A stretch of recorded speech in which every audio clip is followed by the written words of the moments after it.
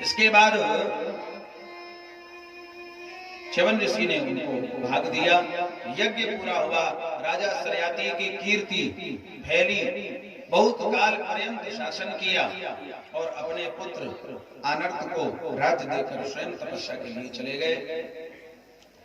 आनर्त के पुत्र रेवत हुए और रेवत की पुत्री रेवती से बलराम जी का विवाह हुआ। ये सतयुग की कथा है। तो बलराम जी का जन्म हुआ है द्वापर में। ये कैसे संभव हुआ? तो राजा रेवत अपने पुत्री के लिए, सुयोग्य वर के लिए ब्रह्मलोक गए ब्रह्मा जी से पूछने के लिए और अपनी पुत्री को संग ले गए। और ब्रह्मा जी की सभा में वहां देवलोक अनेक देवता ब्रह्मा जी की स्तुति कर रहे थे, वहां गायन चल रहा था। कुछ देर सभा में बैठे रहे, समय व्यतीत हो गया। बाद में ब्रह्मा जी ने पूछा कि आपका कैसे आना हुआ? तो उन्होंने बताया कि मैं अपनी पुत्री के लिए सुयोग्य वर ढूंढने के लिए आया हूँ। आप बताइए पृथ्वी में कौन इसके लिए सुयोग्य वर है? ब्रह्मा जी ने कहा, महाराज आप यहाँ इतनी देर तक रुक गए, इतने में तो पृथ्वी में युग बीत गए। सतयुग से सतयुग भी गया, त्रेता भी गया और द्वापर चल रहा है पृथ्वी में। आप इतने देर तक यहाँ रुक गए, वहां की तो युग परिवर्तन हो गया है। अब कैसे विवाह होगा? राजा ने पूछा। ब्रह्मा जी ने कहा, इस समय धरती पर भगवान नारायण के अंश से कृष्ण और बलराम वहां पर राज्य कर रहे हैं द्वारिका में। तो उनके बड़े भाई बलराम के संग रेवती का विवाह संपन्न हो। बलराम जी से अधिक लंबी थी, 7 फुट लंबी। बलराम जी छोटे। तो बलराम जी अपने बराबर करने के लिए हल मुसन से उनको अपने बराबर बना लिया। बहुत डरती थी वो।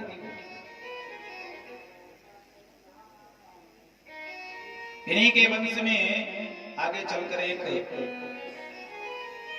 राजा हुए हैं जिनका नाम था मानधाता। बड़ी अद्भुत इनके जन्म की कथा है।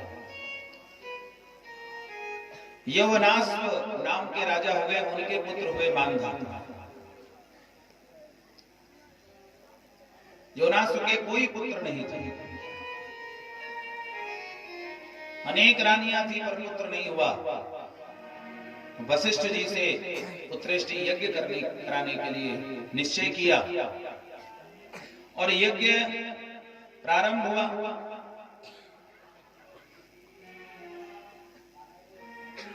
और यज्ञ के विश्राम के एक दिन पहले ही जो अभिमंत्रित किया हुआ जल घड़े में रखा था, राजा वहीं यज्ञशाला के पास ही शयन करते थे रक्षणार्थ।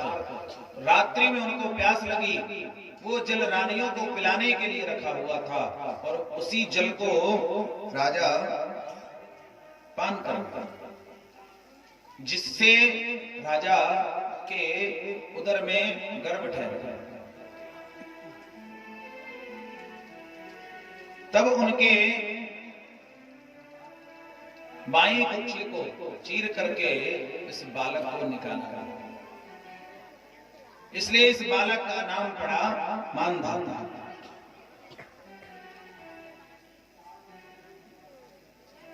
बड़ा प्रतापी राजा हुआ है। पहले के मंत्रों में, पहले के यज्ञ में इतनी सामर्थ्य रहती थी कि उस यज्ञ में जिस कामना के लिए जो कार्य किया जाता था वो कार्य संपन्न होता था। उसमें किसी प्रकार की संशय नहीं होती थी।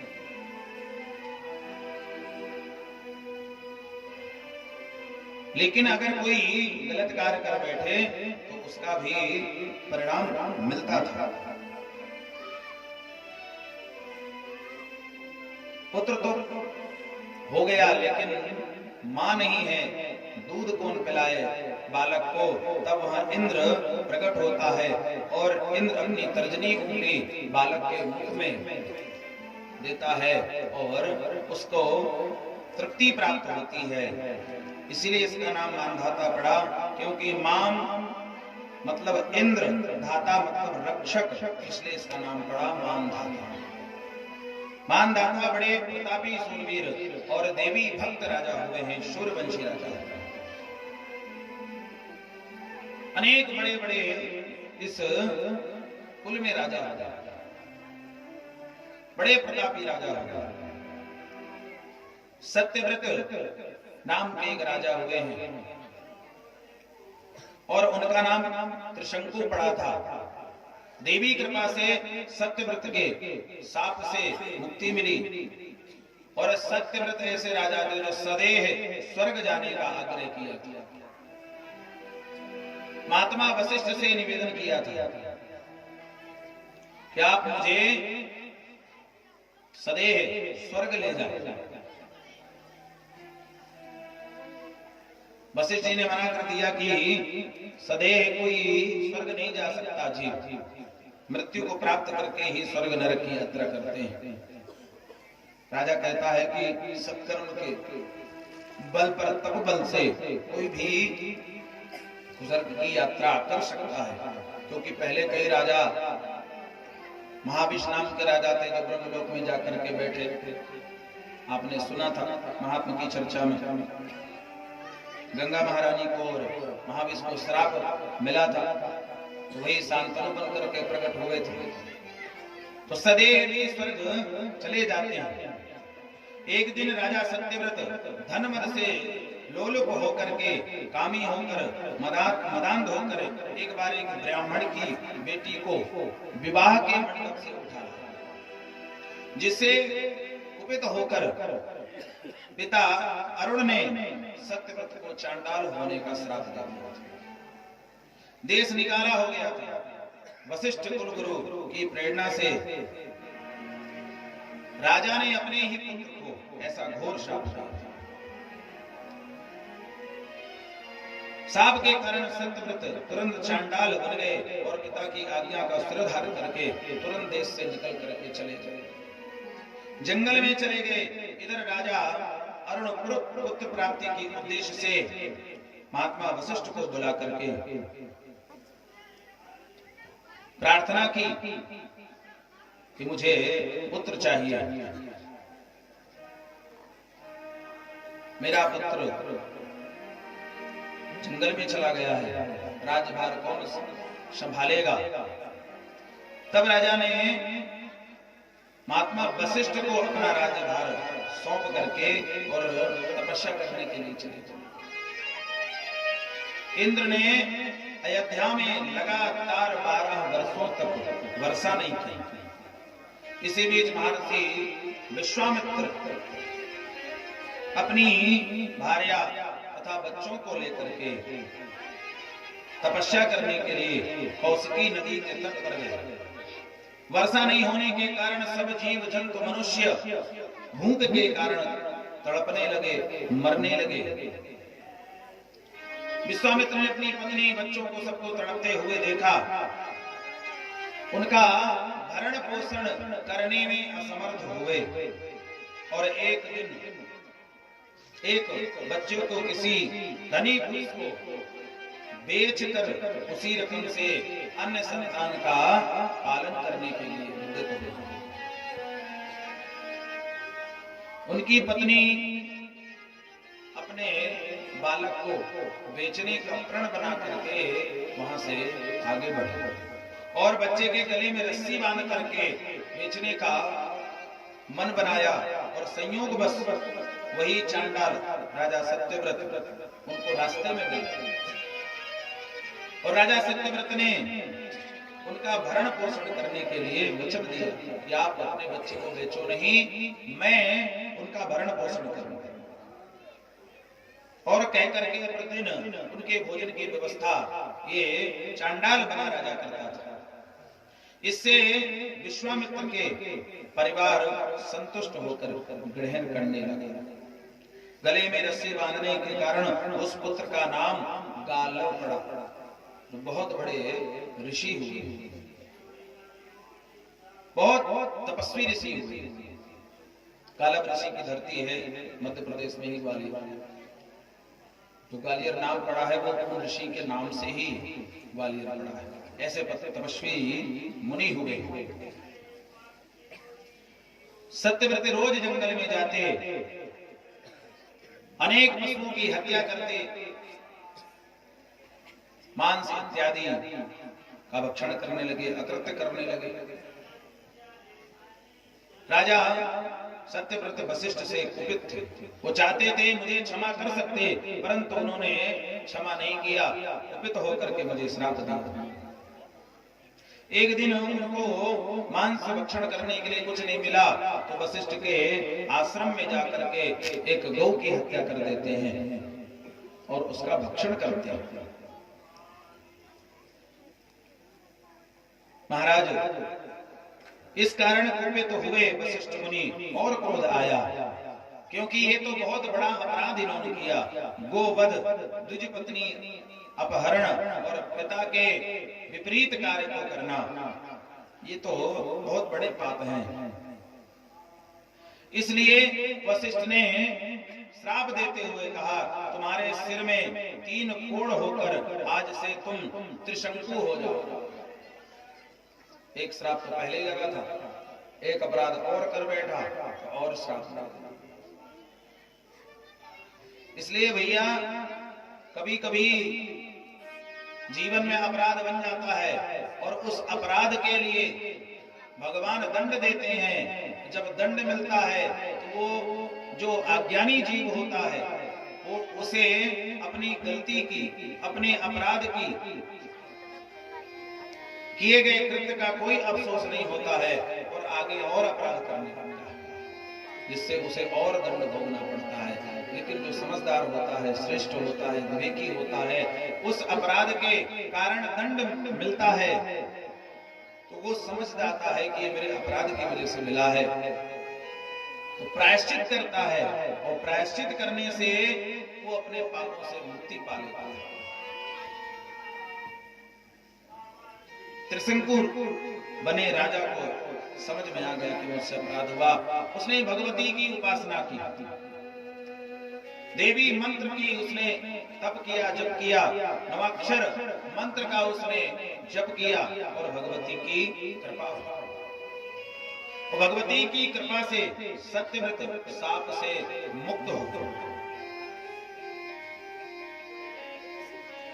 यज्ञ किया उसने, अच्छे ब्राह्मणों को बुला करके और सुंदर यज्ञ संपन्न कराया, दशांश हवन इत्यादि किया।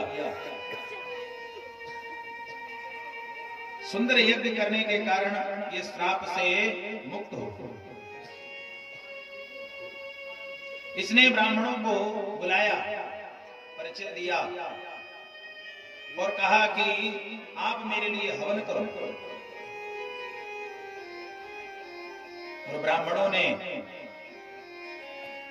सुंदर यज्ञ संपन्न कराया और इसको अपने ही किए गए कार्य के कारण जो इसको श्राप मिला था, उस श्राप से इसकी मुक्ति हुई। भगवती की कृपा से इसको श्राप मुक्त हुआ और भगवती का आराधन करता है। बोलो जगदम्बे मात की। इस अयोध्या नगरी में अनेक प्रकार के राजा भगवती के भक्त हुए, जिन्होंने भगवती को अपने भक्ति के प्रभाव से जगत जननी जगदम्बिका मां को प्रकट किया है, प्रसन्न किया है भक्ति के प्रभाव से। आगे इन्हीं के वंश में और भी प्रतापी राजा हुए। आपने सुना होगा एक राजा हुए हैं हरिश्चंद्र, बड़े ही प्रतापी और धर्मात्मा राजा हुए। धर्म के लिए उन्होंने अपने बेटे तक की चिंता नहीं की, पत्नी तक की चिंता नहीं की। सत्य के लिए उन्होंने सब कुछ न्यौछावर, सब कुछ त्याग दिया, लेकिन धर्म का रास्ता नहीं छोड़ा। इस प्रकार का कष्ट यदि जीवन में आ जाए, साधारण जीव की तो वो हिम्मत ही नहीं है कि वो ऐसा व्रत, इतना कठिन व्रत ले ले कि सत्य की रक्षा के लिए राज्य भी देना पड़ जाए, अपनी भार्या को भी बेचना पड़ जाए, अपने पुत्र को भी बेचना पड़ जाए, यहाँ तक कि अपने आप को भी बेचना पड़ जाए और किसी चांडाल के यहाँ सेवा का कार्य करना पड़ जाए, केवल और केवल वचन के लिए, सत्य के लिए। आज ऐसी स्थिति है कि महाराज छोटी छोटी बातों में, जिनसे हमारा ना कुछ बन रहा है ना कुछ बिगड़ रहा है, बात बात में हम झूठ बोलते हैं।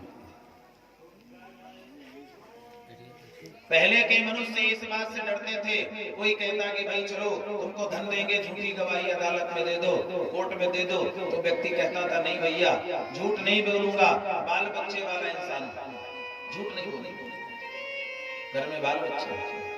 और आज का व्यक्ति क्या कहता है कि महाराज झूठ मत बोलो, कोई कहता है तो कहता है झूठ नहीं बोलोगे to बाल बच्चे कैसे पढ़ेंगे, बाल बच्चे वाला हूं, झूठ नहीं बोलूंगा तो परिवार कैसे पढ़ेगा। ये स्थिति समझ आज इनके नाम को, इनके हम चर्चा सुनते हैं, कथा सुनते हैं, कथा कहते हैं, इन राजाओं ने अपने सत्य से, धर्म से अपना नाम इतिहास में अमर कर दिया, लेकिन समाज की स्थिति बड़ी विचित्र है।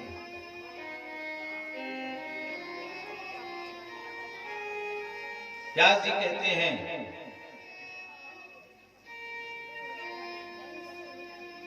ऐसे धर्मात्मा राजा हुए हैं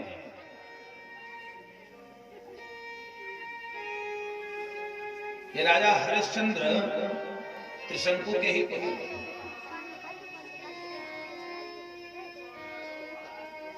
बड़े धर्मात्मा राजा।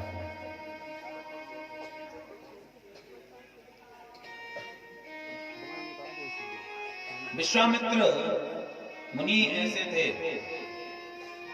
विश्वामित्र की और महात्मा वशिष्ठ की आपस में कभी नहीं बनती। ये महाराज आपस में हमेशा वशिष्ठ जी जो कार्य करें उसका उल्टा विश्वामित्र को करना है। त्रिशंकु को चांडाल देह से मुक्ति कराने में भी विश्वामित्र जी का ही योगदान था, क्योंकि उस सत्यव्रत ने, जिनका नाम त्रिशंकु भी है, चांडाल जब बने थे तब उनके पत्नी और बच्चों की उसने सहायता की थी।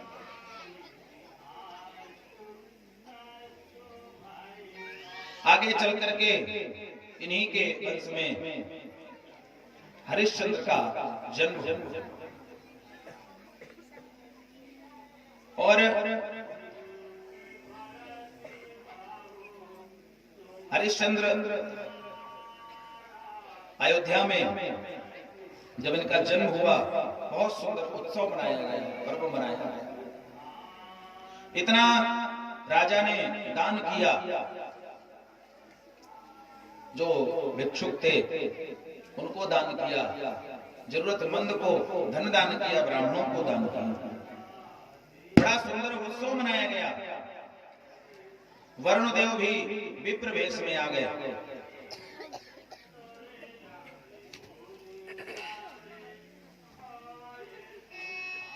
हरिश्चंद्र बड़े प्रतापी राजा हुए। जब बड़े हुए इनको राज्यभार सौंपा गया, लेकिन इनके कोई भी संतान नहीं थी,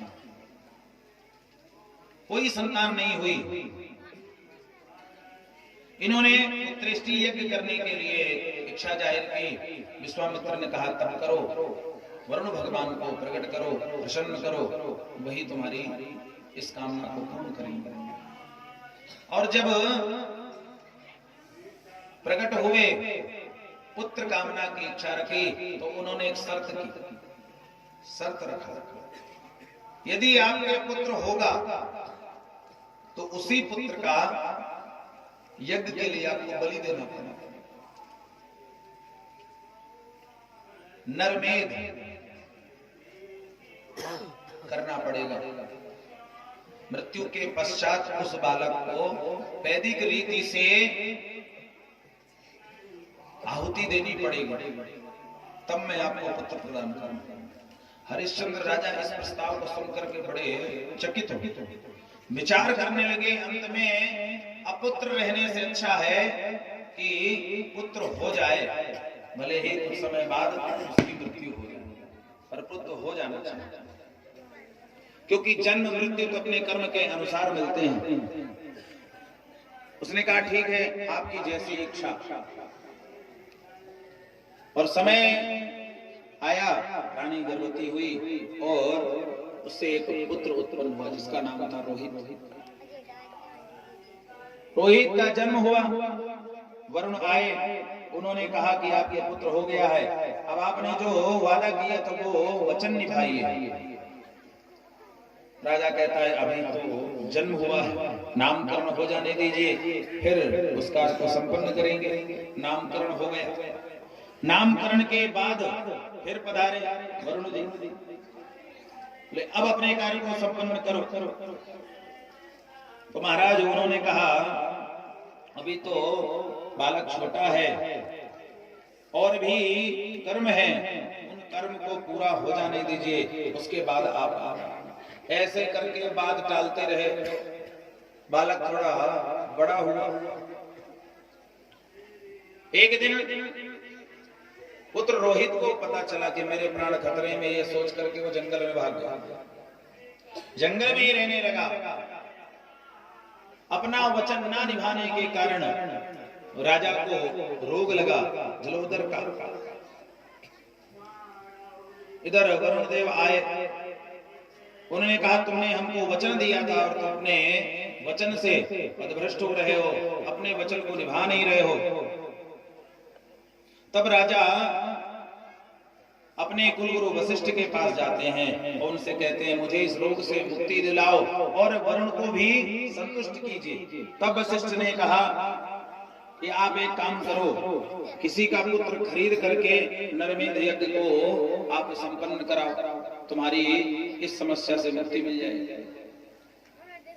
तो एक व्यक्ति ने अपना पुत्र दिया, बहुत सारा धन लेकर अपना पुत्र दान कर दिया।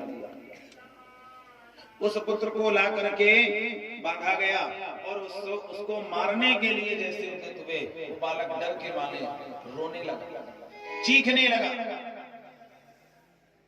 भयंकर वो व्याकुल होकर के जब रोने लगा तो वहां बैठे सभी लोग ने विचार किया ये अपराध है, ये सब कार्य नहीं होना चाहिए। चाह करके भी उसकी मृत्यु नहीं हो सकी। देवताओं ने आकर के इस कार्य को रुकवाया, बोले ये कार्य उचित नहीं है। महात्मा विश्वामित्र भी उस यज्ञ में आए। महात्मा विश्वामित्र ने कहा कि ये कार्य बिल्कुल सर्वथा अनुचित है, इस कार्य को मत करो। हत्वा सुतम धनम प्राप्य किम सुखम ते भविष्यति, आत्मा वै जायते पुत्र अंगारे वेद भासितम। सबने कहा कि इस पुत्र को छोड़ दो, कोई बात नहीं, लेकिन अब इसको अपनाएगा कौन, ये किसका पुत्र माना जाएगा, क्योंकि इसके पिता ने इसको बेच दिया है। वरुण चाहते थे इसकी नरमेध यज्ञ संपन्न हो, उसकी बलि दी जाए। देवताओं ने रक्षा किया करके विश्वामित्र ने रक्षा की, तो कौन इसका पिता माना जाएगा। तो सबने विचार करके कहा इसके पिता तो केवल विश्वामित्र ही माने। और विश्वामित्र ने उस बालक को स्वीकार किया, अपने पुत्र के रूप में उसको स्वीकार किया, क्योंकि विश्वामित्र कहते हैं जिसने अपनी ममता को बेच करके धन के लिए अपने पुत्र को बेच दिया, वो पिता कहलाने के योग्य नहीं। उसका तो नाता इस पुत्र से टूट गया। देव ऋषि ने आकर के, विश्वामित्र ने आकर के इस बालक की रक्षा की है, इसलिए इस बालक को मैं अपनाऊंगा, मैं इसका पिता बनकर रहूंगा। राजा हरिश्चंद्र भी इसके पिता नहीं हो सकते, क्योंकि उन्होंने इसको मारने के लिए यहाँ लाया। इस प्रकार से उस बालक को अभयदान मिला और उस बालक को विश्वामित्र लेकर के अपने आश्रम में आए, उस बालक की रक्षा की। जब ये सब समाचार रोहित ने सुना कि अब संकट टल गया है, तो वो राज्य में वापस आ गया।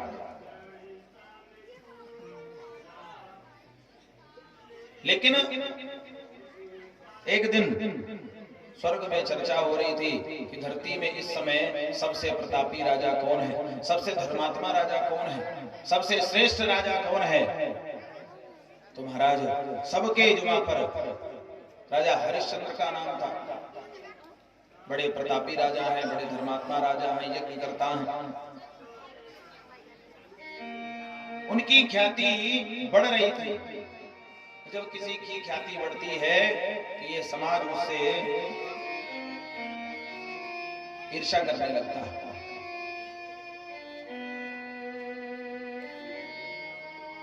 महात्मा वशिष्ठ के कारण राजा हरिश्चंद्र की ख्याति हो रही है, तो विश्वामित्र को अच्छा नहीं लगा।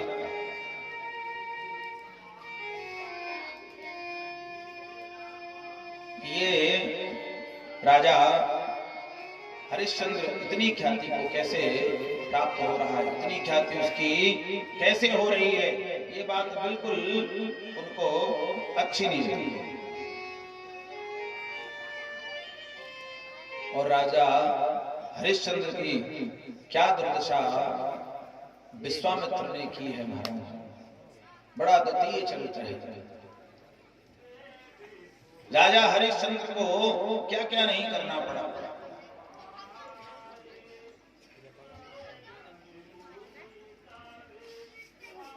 राजा हरिश्चंद्र की ये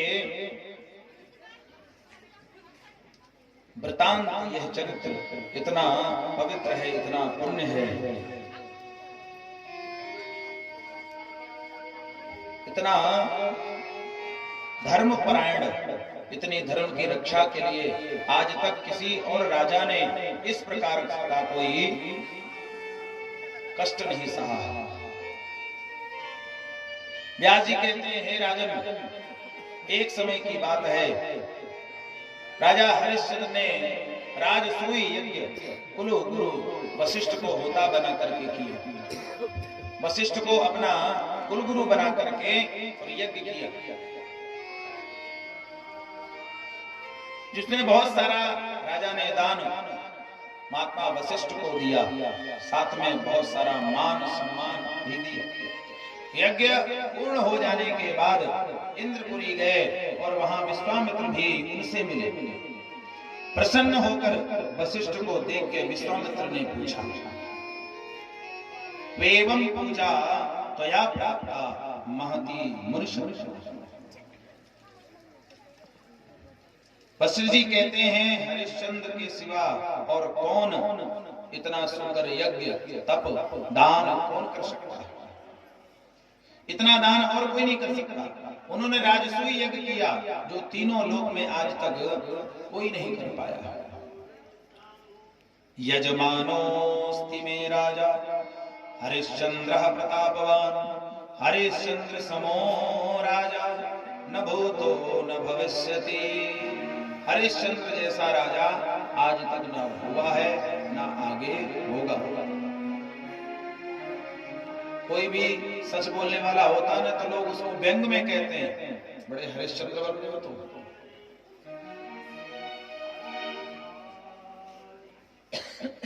कोई सत्य बोलता है तो व्यंग में लोग बोलते हैं, हरिश्चंद्र की औलाद बन रहा है। ऐसे लोग छिटा कसा करते हैं। ऐसा कोई और राजा हो नहीं सकता। विश्वामित्र को इस बात को सुनकर के कोप हो गया, क्रोध आ गया। उस सत्यवादी दाता सूर धार्मिक को मैं अपने प्रताप से झूठा साबित कर दूंगा। विश्वामित्र ने तब प्रण कर लिया कि मैं अपने माया के प्रभाव से उस राजा को झूठा साबित कर दूं, और यदि नहीं कर पाया तो मेरा संचित पुण्य नष्ट हो जाएगा। ऐसा विश्वामित्र जी ने प्रण कर लिया। आजन्म संचितम सर्व पुण्यम मम विनश्यति। अगर मैं ऐसा नहीं कर पाया तो मेरे पुण्य क्षीण हो जाएगा। इतनी प्रतिज्ञा करके वहां से विश्वामित्र जी चले और आकर के विश्वामित्र ने राजा हरिश्चंद्र के ऊपर अत्यंत कठोर चाल चला, परंतु अंत में हरिश्चंद्र की विजय हुई। ये सप्तम स्कंद में 27 अध्यायों में राजा हरिश्चंद्र की कथा है।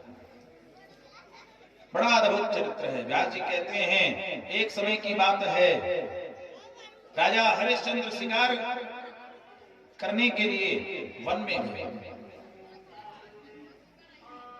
वहां एक सुंदरी रो रही थी। राजा को दया आई, करुणा आई। अपने राज्य में इस प्रकार का रोना उचित नहीं है। राजा उसके पास गए और उससे पूछ रहे हैं, काचा तुम बिजने घोरे कस्ते भरता पितास्त्रवा ब्रूहि दुःखम मरारोहे स्वस्था भव कृशोदरी। नारी ने कहा, मेरे दुख के कारण तपस्वी विश्वामित्र हैं, जो वन में कठोर तप करके मुझे सताते हैं।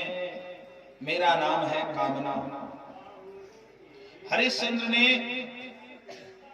नारी को सत्वाना दी और विश्वामित्र की तपस्थली में पहुंचे और उनसे जाकर के कहा कि मेरे राज्य में रह करके इतना तप करने की आवश्यकता नहीं है।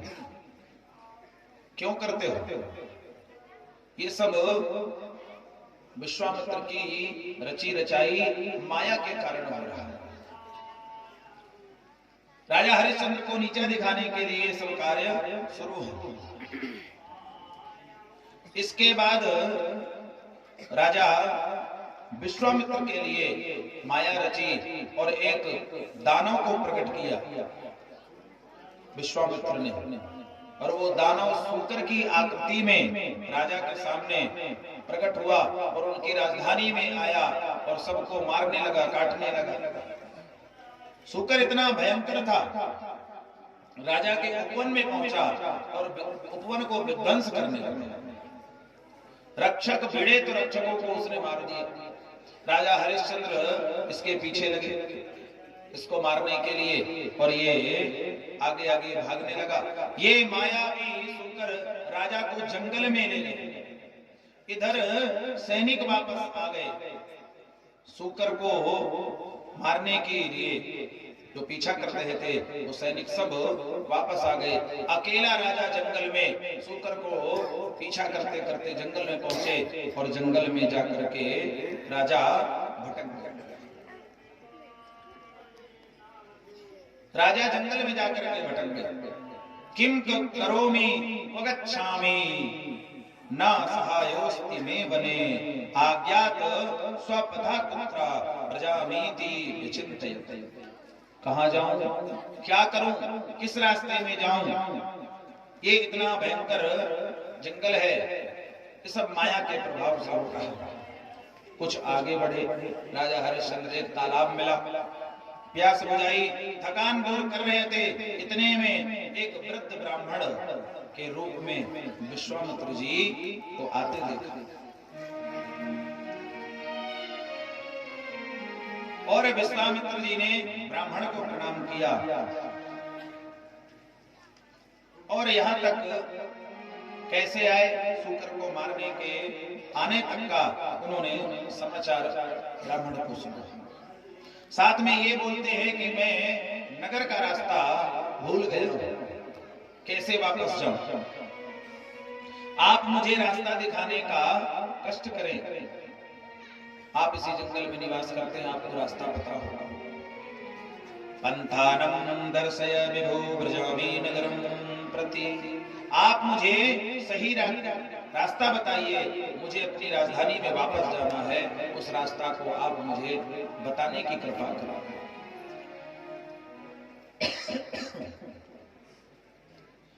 ब्राह्मण से निवेदन किया, और वो ब्राह्मण कोई और नहीं, महात्मा विश्वामित्र थे। वृद्ध ब्राह्मण के रूप में वो ब्राह्मण बोलते हैं, हे राजन, मुझे धन की इच्छा नहीं है। राजा ने प्रलोभन दिया कि आपको मैं धन दूंगा, आप जो कहेंगे मैं आपको प्रदान करूंगा, आप जो मांगेंगे मैं वचन देता हूं आपको दूंगा, लेकिन मुझे सही मार्ग बता दीजिए। ब्राह्मण कहता, मुझे धन की इच्छा नहीं है, परंतु आपकी इच्छा है तो ये पावन सरोवर में आप स्नान कीजिए और पितृगणों को तर्पण करें, फिर मैं आपको मार्ग दिखलाऊंगा। दर्शयामि मार्गं ते गंतासि नगरं ततः। राजा ने स्नान किया, स्नान करने के बाद तर्पण किया, और अब कहा ब्राह्मण से, जो मांगना चाहो मांग लो, गौ, भूमि, पशु, हाथी, जो भी चाहते हैं उससे मांग सकते। विश्वामित्र ब्राह्मण रूप में कह रहे हैं, आप दानी हैं, ये तो मैंने सुना था महात्मा वशिष्ठ से। आपकी ख्याति पृथ्वी में चारों तरफ फैली हुई है, ये तो मुझे ज्ञात है। वशिष्ठेन संप्रोक्तम दाता नास्ति महीतले। महात्मा वशिष्ठ ने कहा था कि आपके समान इस धरती पर कोई दाता नहीं है, मुझे आपसे कुछ ज्यादा नहीं चाहिए। मेरे यहाँ पुत्र का विवाह,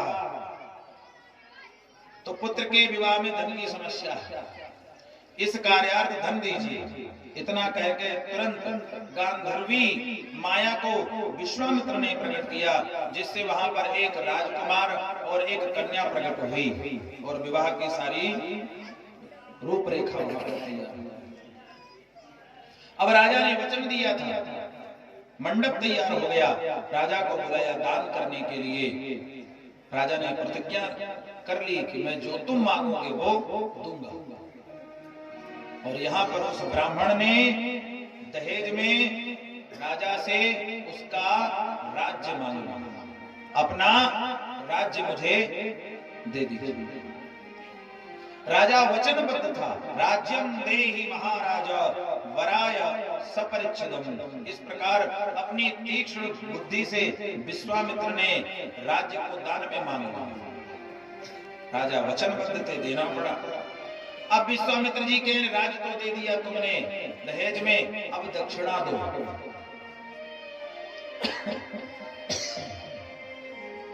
अब राजा ने सब कुछ दे दिया। अब राजा के पास धन नहीं था, वहां क्या दे। राजा ने कहा, प्रभु मेरे पास अभी कुछ यहाँ पर बचा नहीं है देने के लिए, तो आपको दक्षिणा में कहां से दूं। विश्वामित्र ने कहा, राजन दक्षिणा भी दीजिए। क्या चाहिए दक्षिणा में, आप एक बार बताइए तो सही। राजा ने कहा, हे मुनि आप प्रसन्न रहिए, मैं दक्षिणा भी दूंगा, परंतु दक्षिणा कितनी देनी है यह तो बताइए। तो विश्वामित्र कह रहे हैं, हेम भारत द्वयम सार्धम दक्षिणाम देहि संप्रति। 2 भार सोना दक्षिणा में चाहिए।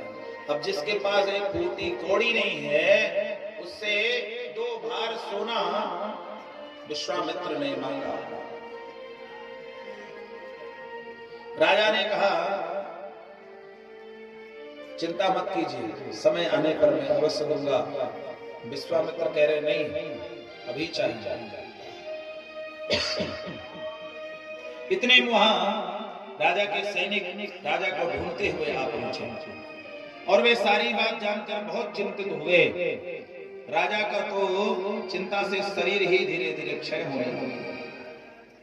दूसरे दिन राजा हरिश्चंद्र ने अपनी पत्नी अपने बच्चों को लेकर के राज्य से बाहर निकल आए और अपना राज्य विश्वामित्र को सौंप दिया।